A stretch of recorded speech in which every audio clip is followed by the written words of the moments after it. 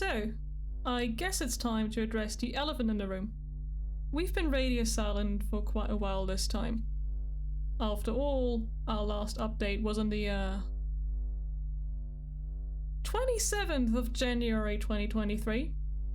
So yes, we don't blame you for asking.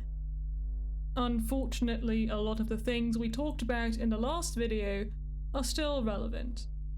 But I don't expect you to go back and watch that now. We'll give you that info and more in this one. So let's get to it. We don't want you to pity us. This is not a sob story. We're simply trying to be as transparent as we can with you. That's always been our philosophy when communicating with the public. So let's start with who I am. My name's Anita, I'm the art director, and I'll be guiding you through this update as best I can. First on the list to get through, the obligatory why now? We chose to publish this video now, not because we hit a major milestone for negative atmosphere itself, but to provide context to something else that is about to happen. Something that would probably confuse or anger a lot of you if you saw it without context. We at Sunscorched are about to release another title. It is not negative atmosphere, but it's close. In fact, you'll see the same characters, one of the spaces you'll see in the main game, and a lot of the tools and tech. Our next project, titled Malpraxis, is an R&D endeavor turned early access prototype turned actual commercial game. We're publishing this now because of all the reasons you'll learn about if you keep watching. But if you click away here, just take the TLDR. This is a game made to be able to make a living as a studio, while also still working on the cool tech negative atmosphere needs. Malpraxis has all the gore, audio and visual polish negative atmosphere has, and much more subtle, invisible things we needed to test and develop. We just need to work towards this big dream by climbing the stairs, because we don't have an elevator to take us all the way to the top in one go. This video itself is meant to tell you how and why all we're doing is still relevant to get you the game we initially wanted to make. In fact, are still making and will be showing some new media for in this video. At least that's what was supposed to be.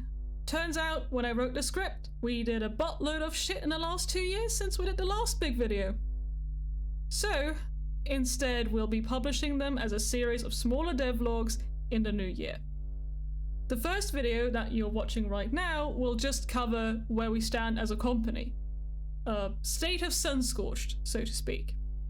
The next video will talk about the project's progress, so if you don't care about the studio side of things, you can skip this one. I won't be mad. Not everyone cares about the people and money side of the games they use to escape reality. It's kind of a downer to deal with the logistics and company side of that. So, if you're still here, I'll address some company level stuff. When we last talked to you, we were 8 people. This was simply too small to succeed at what we wanted to do in a semi-reasonable time frame. If we remained at our size, we would finish the game in our 30s and it would play and look just as outdated by then. To prevent that, we started expanding the team slowly, a person at a time, and replacing part-time freelancers by either hiring them directly or bringing on someone else if they didn't want to stop being a free agent of chaos out there. In 2023, we had a single programmer who was also acting as the CEO of Sunscorched. That was the first thing we had to change, so we brought on a dedicated programmer.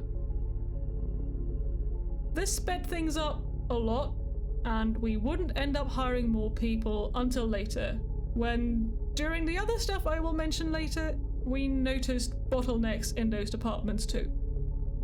In the end though, we ended up expanding to 14 people total, hiring another programmer, a second character artist, a dedicated environment artist, a second audio specialist, and we upgraded from a part-time to a full-time technical animator. We also finally made our producer full-time. We're a good chunk bigger now, as you can see, and able to properly distribute the workload without constantly stretching people too thin. If you've ever seen this chart, then you know just how much of an impact it has on productivity to be able to allow people to just focus on one thing at a time. So yes, speed and quality improvements across all disciplines. Neat. The next thing to fix, company-wide, was budget concerns. We mentioned in our last statement that we managed to acquire some funding through investment, and that was indeed extremely helpful. It was the entire reason we would hire anyone full-time to begin with. That still left us with other problems to deal with by ourselves though. One, we weren't able to reassign people between different projects as most bigger companies can, but we also didn't want to engage in the cruel hiring and firing cycles that other studios use to keep costs down. Instead, we started doing smaller outsourcing contracts for other devs to reduce the amount of cash we burn through each month. That made it harder to be flexible with our decisions for our own projects, but we found it worth that to preserve the team we had built. 2. Negative atmosphere was always ambitious, and the upfront cost of doing it all at once was still not something we could afford by ourselves. We had cash now, but not multiple millions. So, we made a plan on how to build up to getting to make negative atmosphere. We would, and in fact did, make multiple smaller games that used parts of the mechanics we wanted to have in negative atmosphere, as well as some of the tech we needed to build to make our vision possible. Lastly, we decided with a heavy heart to split negative atmosphere up into multiple parts as well. This is a practice that wasn't widely accepted when we started on this journey, but has become much more popular for independent and smaller studios in more recent times. The new Hitman titles, Deck 9's Telltale successes, as well as this year's Dispatch, have shown that episodic structures don't need to be a cash grab. Doing it this way, we can deliver more, smaller chunks of our magnum opus. This should shorten the wait for you and give us the chance to build multiple smaller, cheaper games that we can afford by ourselves. This is not the way we dreamed of doing things, but it is the only way negative atmosphere won't forever remain this white whale we chase, having to sacrifice too much along the way to be sustainable long term. The rest of these videos will be more like a traditional devlog, but you get all the info for the last 2 years bundled, if you aren't in the Discord that is. We'll walk you through the projects we have worked and are working on, and how they contribute to making the big, bad dream game we all are looking forward to.